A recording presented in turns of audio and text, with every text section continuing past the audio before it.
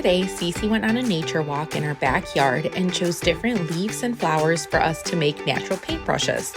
These were super easy to make as all you need is twigs, plants or flowers, and some tape. All right, Cece, we have our paintbrushes, our paint, and our rocks. Are you ready to get started? All right, which paintbrush would you like to paint with first?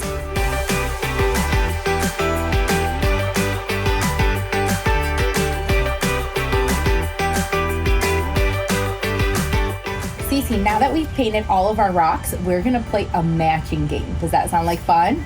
All right, so first we're gonna turn over all of our rocks. Can you turn your rocks over? All right, remember where the colored rocks are. All right. Next, go ahead and pick one rock, and let's see what color's underneath it.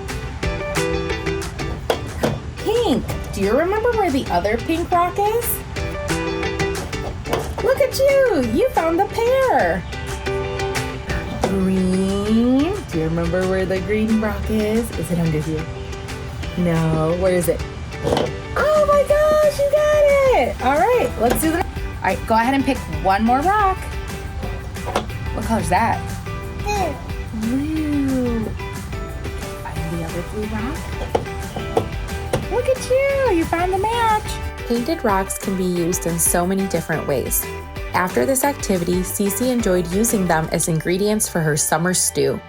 Open-ended materials and items found in nature support children's desire to explore, imagine, create, and encourage their sense of wonder and curiosity. Happy summer!